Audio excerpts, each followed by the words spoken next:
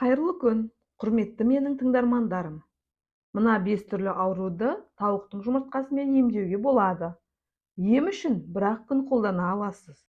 Жұмыртқа қуырып, қайнатса азық, салаттың дәмін келтіретін қоспа. Оған қоса кез келген пісірімнің жақсы шығуына ықпал етеді. Тіпті косметикалық қызметті де керемет атқарады. Бір ғана жұмыртқадан адам ағзасы үшін аса қажетті ақуызды дәрумендер мен минералды заттарды алуға болады. Оның құрамындағы А және Е дәрумендері күйікті кетірсе, лейцин қандағы холестерин деңгейін төмендетеді. Сонымен қатар тамақ ауруларын емдеп, жөтелді жазатын қасиетке ие. Жұмыртқаның тағы да мына ауруларға ем екенін білесіз бе? Жөтелді кетіреді. 2 ас қасық қолдың таза сары майына 2 дана балғын жұмыртқаның сарыуызын, 1 шай қасық бидай ұнын және 2 шай қасық табиғи балды араластырыңыз. Дайын болған қоспаны 1 шай қасықтан күніне 3-4 рет ішке қабылдаймыз. Күйгенді емдейді. 2-3 дана жұмыртқаны қайнатасыз. Піскен соң сарыуызын бөліп алып, майсыз табаға салыңыз. Табаны баяу отқа қойып, қайнағанша қуырыңыз. Дайын болған қуырманы күйген теріге жақсаңыз, жараның орны тез жазылады. Қалған қоспаны тоңазытқышқа қою керектігін ұмытпаңыз. Тыныс жолдарын тазалайды. Тыныс жолдары қабынып, ұзаққа созылған тамақ ауруына осы емді қолдансаңыз өкінбейсіз.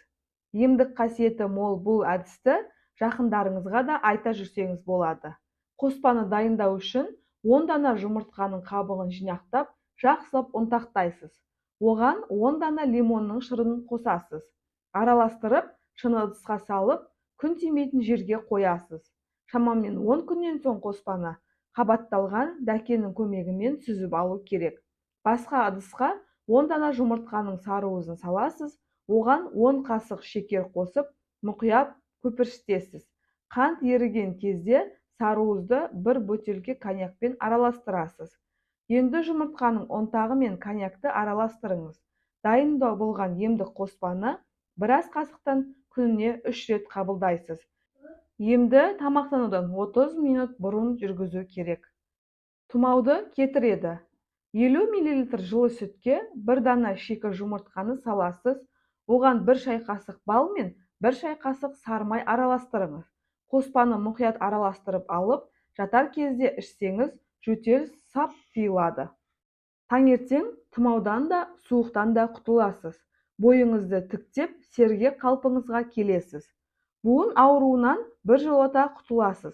1 дана жұмыртқаны қайнатасыз, піскен кезде сарыуызын алып, 2-ге бөліңіз. Енді жарты сарыуызды шанышқының көмегімен езесіз. Кеңдеу ыдысқа 1 стакан тазартылған күнбағыс майын құясыз. Оған сіріңкенің қорабындай көлемді ара балуызын қосыңыз. Ыдысқа баяу отқа қойып, балуыз ерігенше қозғап тұрыңыз. Қайнап тұрған майға жұмыртқаның езілген жарты сарыуызын саласыз. Сарыуыз көзге көрінбейтіндей жоқ болып кеткенше қайнау керек.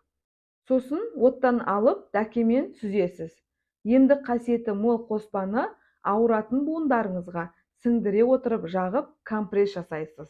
Емді әр 2 сағат сайын қайталап отырсаңыз, оң нәтижесі тез байқайсыз. Бұл сұйықтықты шыны ыдысқа құйып, 10 айға дейін тоңазытқышта сақтауға болады. Ескерту: халық емін қабылдамас бұрын міндетті түрде дәрігермен кеңесіп алыңыз. Керек кеңес қажетіңізге жарасын. Арнаға тіркеліп, лайк басып, комментарий жазуды ұмытпаңыздар. Келесі видеода кездескенше. Назарларыңызға рахмет.